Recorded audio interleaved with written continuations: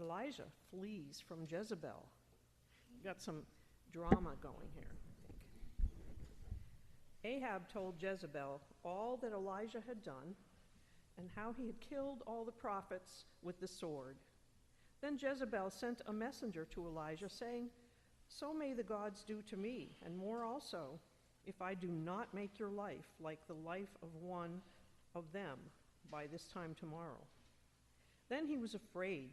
He got up and fled for his life and came to Beersheba, which belongs to Judah. He left his servant there. But he himself went a day's journey into the wilderness and came and sat down under a solitary broom tree. He asked that he might die. "It is enough now, O Lord. Take away my life, for I am no better than my ancestors." Then he lay down under the broom tree and fell asleep. Suddenly an angel touched him and said to him, "Get up and eat." He looked, and there at his head was a cake baked on hot stones and a jar of water. He ate and drank and lay down again. The angel of the Lord came a second time, touched him, and said, "Get up and eat, otherwise the journey will be too much for you." He got up and ate and drank.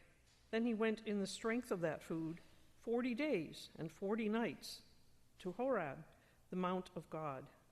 At that place he came to a cave and spent the night there.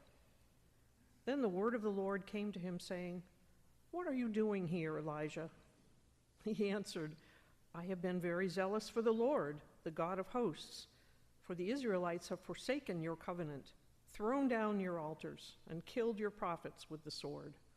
I alone am left, and they are seeking my life to take it away." He said, "Go and stand on the mountain before the Lord, for the Lord is about to pass by." Now there was a great wind, so strong that it was splitting mountains and breaking rocks in pieces before the Lord. But the Lord was not in the wind. And after the wind was an earthquake. But the Lord was not in the earthquake. And after the earthquake, a fire. But the Lord was not in the fire. And after the fire, a sound of sheer silence. And the second reading is from the Gospel of John, chapter 15, verses 1 through 5. Jesus, the true vine. "I am the true vine, and my Father is the vine grower. He removes every branch in me that bears no fruit. Every branch that bears fruit, he prunes to make it bear more fruit. You have already been cleansed by the word that I have spoken to you. Abide in me as I abide in you. Just as the branch cannot bear fruit by itself unless it abides in the vine, neither can you unless you abide in me. I am the vine, you are the branches. Those who abide in me and I in them bear much fruit, because apart from me you can do nothing." The word of the Lord. Hey, please sing along with me, Chris and Ken. If you haven't picked up the words yet, the words are, "Who are you? Who? And it has special meaning today since you're looking in the bulletin. It says Joe Beavis, and he couldn't be with us. So, it has a little extra meaning. Who are you?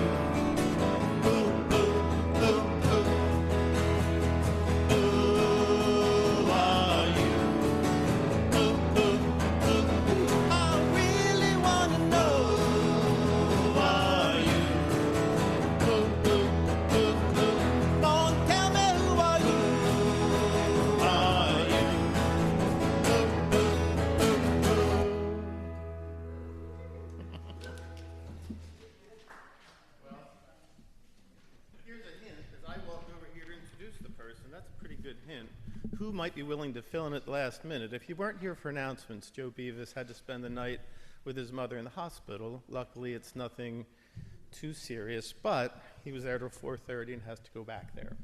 And so I'm not going to try to go into details because I don't have a script. I'll just say I met this person just a couple of years ago, and this person has made a wonderful, wonderful difference for the people of HPC.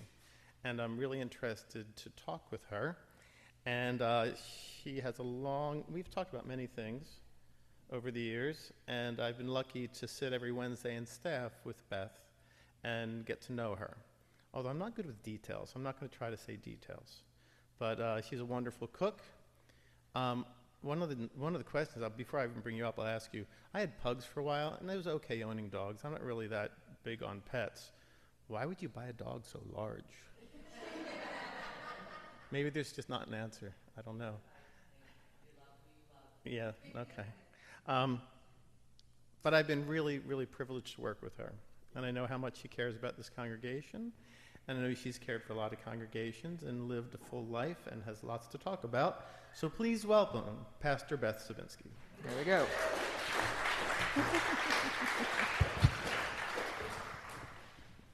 Good morning, Beth. Good morning. Beth learned she was going to be doing this, or figured out that she was going to be doing this. About an hour ago. Yeah, Joe initially, I guess, didn't get through to Beth and gave me a call and told me what was going on. And so didn't have a lot of time to prepare. Mm-hmm. But Beth thinks about God more than just when she's going to be interviewed. Mm-hmm. So I think this will work out just fine. So let's get right into, since I didn't get a biography, do you want to just give them a quick sketch? Biography? Just a quick sketch of the road that led you here. That's... So you were born? I was born. I am a Central Jersey mutt. I have lived in Central Jersey for most of my life, except for 4 years, where I went to, here's the big secret of my life. My undergraduate degree is from Oral Roberts University. If you haven't heard that from me yet, there you have it. I've come a long way, baby. And so I grew up in a Pentecostal American Baptist home at first, and so my religious pedigree is very interesting, right? Pentecostalism, American Baptist. My parents were Jesus people in the 60s, 70s. If you know what that comes from, the Jesus movement came from kind of the Vineyard Church in California and then made its way out east. And so they were kind of people who found the Holy Spirit. And then they were like, this mainline churches, they're dead as doorknobs. They can't possibly know Jesus, right? And so that was that. Then I ended up undergrad at Oral Roberts because I was the first person to think about going to school, and older girl in my youth group was going to college, and that's where she went to college. And so I went to visit her at school, and it didn't even occur to me to try anywhere else, and no one else was helping me do that. So I went to Oral Roberts, happy for it, happy to have that as part of my background. It taught me to be a liberal because the other stuff didn't make sense. And then I was a youth pastor, unordained, at a Presbyterian church. That's how I made my way to the Presbyterian world. I accumulated enough questions to necessitate a graduate degree, and I went to New Brunswick Theological Seminary, got my MDiv, and was ordained in the PCUSA Church in 2005. I took a position at what was Community Presbyterian Church of the Sand Hills in Kendall Park. I was there for 14 years. While I was there, we started a wellness center.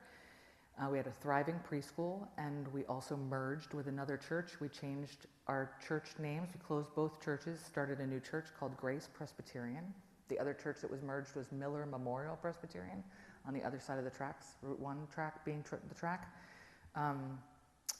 And then through that time, yada, yada, yada over the fact, my husband was really sick for a very long time. So the whole time I was the pastor at what was Grace, Pete was diagnosed with MS. And that church was our home during that period of time. Pete died in 2017, and I'm sorry, yada, yada, yada, over the fact I married when I was very young. Pete was 18 years older than me. I inherited a 12 and a 17-year-old boy, who I am happy to call my sons. They are 43 and 49 right now. Dan and his wife Faith live in Princeton with my granddaughter Julia, who got into the program in China, which is why I get to go to China this month. And Mateo, who did his first day of work yesterday with Jimena at the farm market in West Windsor. I'm so excited for him. And then my younger son, Joe, lives with his wife Teal, and my granddaughter Evie, who is 3. And I got Sam during the pandemic, and I wanted a big dog, and I happened to be living with a gentleman at the time who had lots of experience with big dogs. And we looked and looked and looked, and they promised that Sam would be 60 pounds. On the way to becoming. Right. Sam was 16 pounds at 8 weeks. For those of you who understand dogs, which I didn't, because this was my first dog.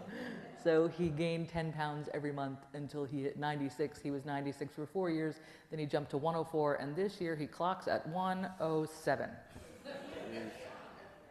I can't imagine your food bill. I would just let him catch his own food. Well, I don't have any other kids, remember. Like, this is me. It just really is like having a teenage boy. I know, I have a script I'm sort of, but I think I can work it into. Just 2 follow-up questions. I feel like, at least in my limited experience, my anecdotal evidence, there's a class of women who grow up loving God and the church and discover the church doesn't fully accept them as equal partners in ministry. And then they somehow all kind of, well, maybe not all, but a lot of them land in the Presbyterian church. What is it about the Presbyterian church? Am I wrong? Or? No, you're right. I think there is, women have been ordained in the Presbyterian church longer than most denominations, period. So 50s, women, the end of the 50s, women were ordained as elders. And then, I really should know this answer. Older than me. Like, we've been ordaining women longer than like, so people my age, if they had grown up in the Presbyterian church as children, would have seen potentially women pastors. There weren't a lot of them then. And I personally, as like a 6-year-old, I went to a church in Levittown, a Presbyterian church that had a female pastor. Yeah, that's remarkable. And that drove all the conservatives out of that particular branch, and she built it up and had a wonderful ministry there for many, many years. Yeah.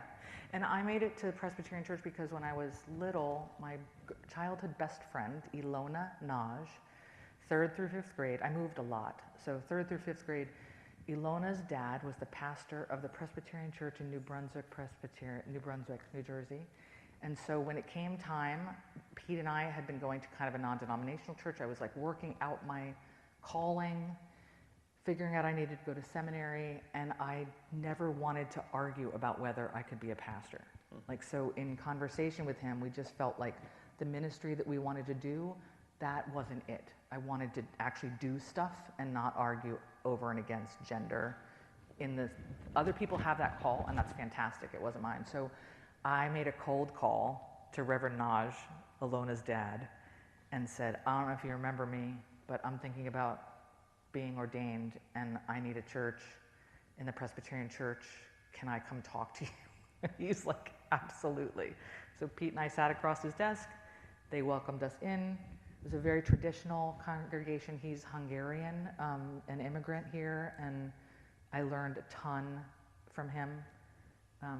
So that was my calling church, New Brunswick Presbyterian, like under care. So like Shannon is under care currently. I was under care at New Brunswick.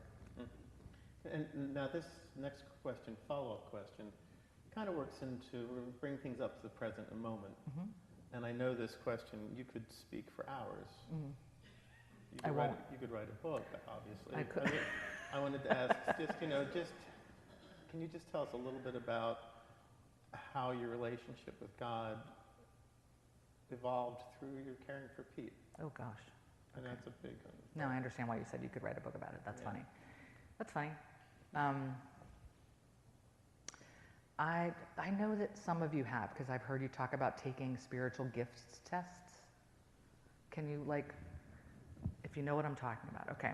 So, you know how you can take personality tests? Like, there are personality tests for the gifts that God gives us that the scriptures talk about. Teaching, generosity, hospitality, compassion, gifts of whatever. So one of them on that list often is the gift of mercy. And I am not joking that I've probably taken a spiritual gifts test 3 times in my life, like since I was young. 2 times I have scored 0 on mercy. Surprising. I know. Surprised by that. Right. And so what changed in me is I learned mercy. Having a husband that couldn't walk, or whatever, that didn't, he would say, the truth is that none of us know what today brings.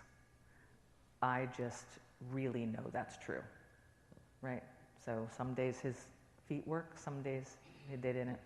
And that could be true of any of us, but he was aware when he opened his eyes, I don't know what today's gonna bring. So I learned mercy, which is an interesting thing to think that we can learn what is otherwise a gift of someone else. But yeah, I think a tendency, it's embarrassing but true, that I think my tendency is much more, if someone falls down, to say, you can do it, get up. Get up. Why'd you do that? Why did you fall down? Yes, probably more than get up on yourself. So, more like, what the heck happened? Yeah, I always jump to how it won't happen next time and try to explain to them, which doesn't help at all. So perhaps God, not everything's inborn. No, I think we can learn some of those gifts, and they're really hard. Like those gifts that are not ours, which is kind of good for us to know. Like when we see someone who just has a tremendous gift in something we can't do, we should not think badly of ourselves, right? That comparison thing, it just doesn't serve us, right? There are things that we're like, thank God, like, and also what is sadly true is that Pete would score very high on mercy. It was completely natural to him. And yeah, so, you know, I learned it kind of from the best, I guess, right? Well, a gift that it is still a gift, even though it came from a very hard place. Yeah, it is. A gift that other people have benefited from, Yep. come across your path. Yeah. How about our questions for the series? How about more recently, in these, challenging times at HPC, which I'm so thankful, and I just would like to thank you again for the work you've done here. Because man, you really stepped in it when you entered this church, so there's a lot to deal with. And I think you've done it with grace and and mercy. Where have you seen God working in your life? Maybe not all just in terms of in these walls. Yeah.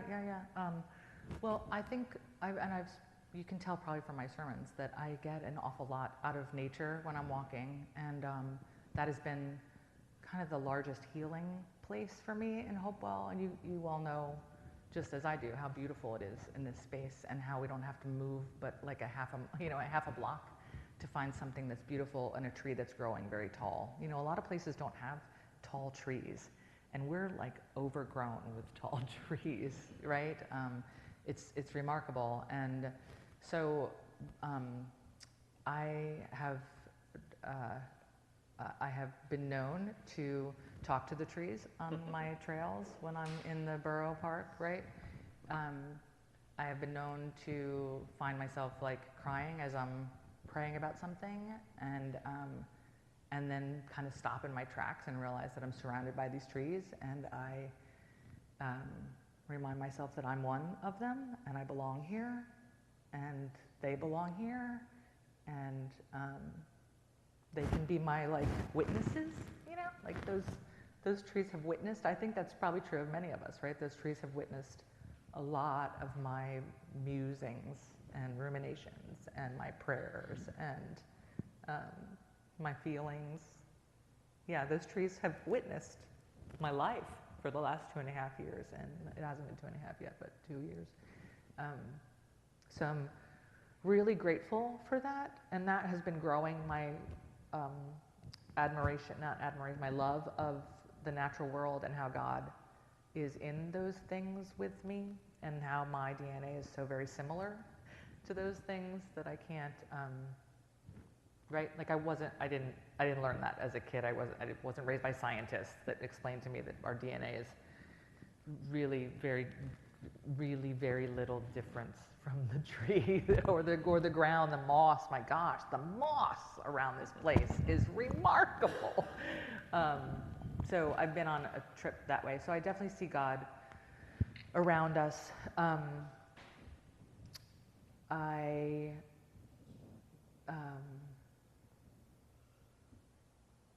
That's the biggest thing. There are others.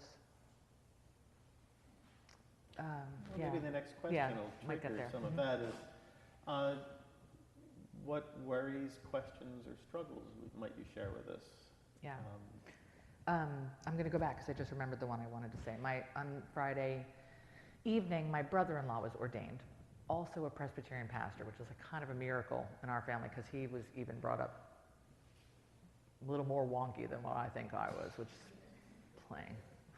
He would be like, "Are you kidding me?" If he was serious, like, "You think I'm more wonky than you?"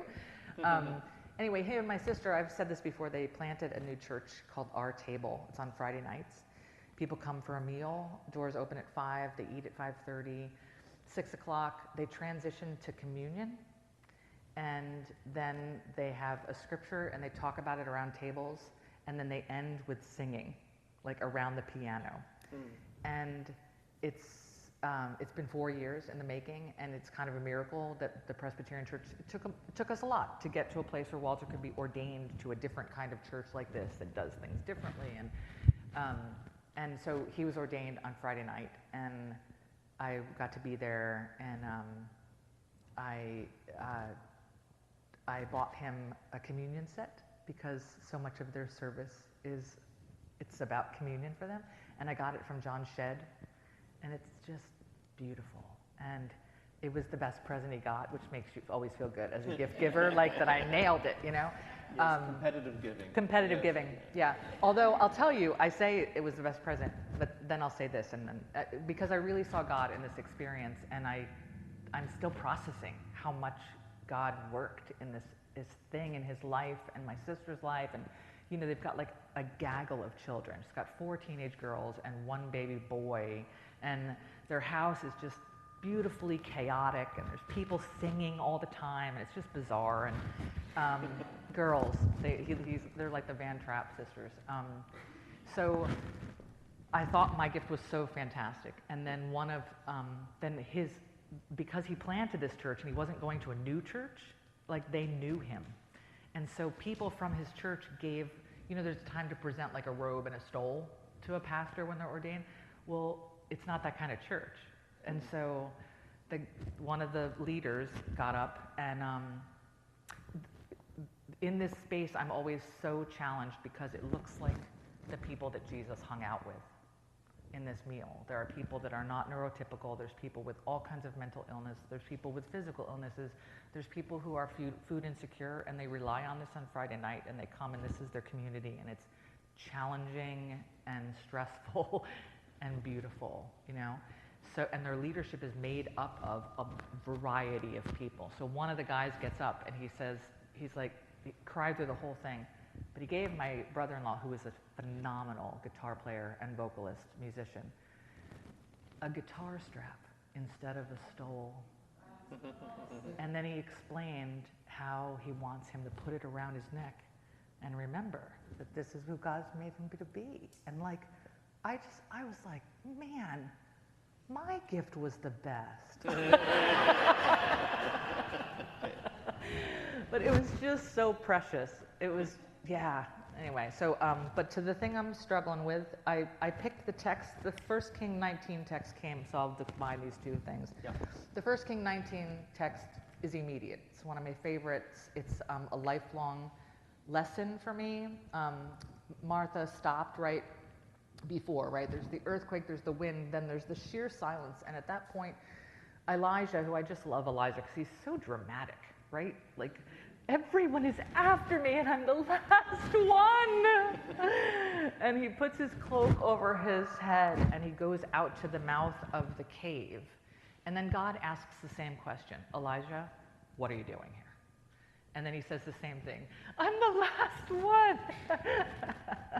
And God tells him to go back and it'll be fine. But it's the thing about how our lives are really surrounded by earthquakes and like winds, and it's so loud all the time. And we often think that God is in the loud rainstorm. We think for sure that has to be it. I mean, God is speaking clearly, you know, but it's not. It's in this silent moment where Elijah realizes, like, oh, okay, I'm going to listen now. And so this sense of stillness and silence and tranquility is a really important value of mine. And then the John 15 kind of goes along with it. But with abiding, you know, Jesus uses words that I think we read them and think it's simple until we start thinking about it, and then we're like, what does it mean to abide in someone else? But I'm worried. I'm worried about our ability to be still in our culture. From being with you in staff meeting, I know that obviously you care about the people of this church and what this church needs, but you also you read the news, and that gets in your heart, and that's a lot to carry. The news alone is a lot to carry if you have no other responsibilities. Yeah, it really is. So I think we're going to cancel your New York Times subscription. Yeah, cancel the subscription, find another source. No more news for you. Yeah, no more news. No more news for you.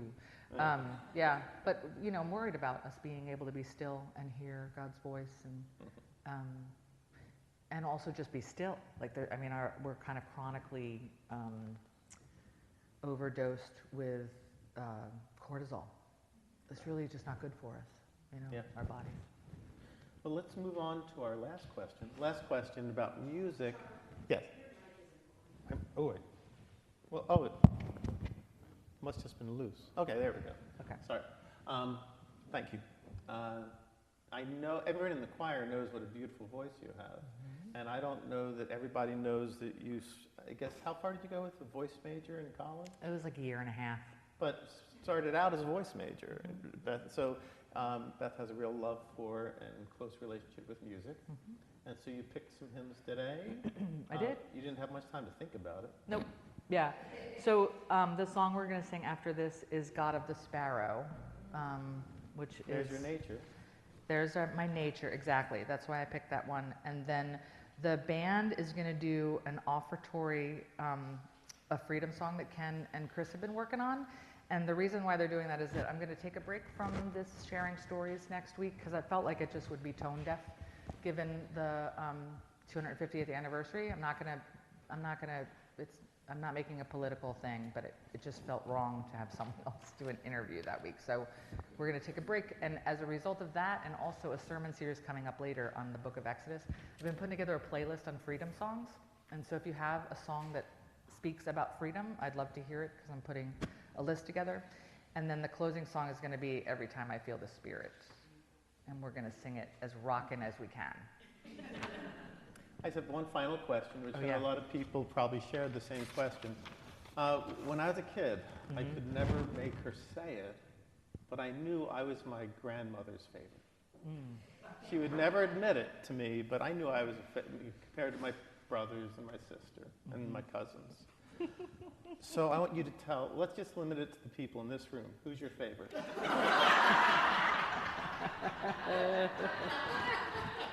You can just write it on a piece of paper. Oh, and pass a note. Here's the thing. Charlie, you're my favorite today. Don't tell the others. Thank you so much.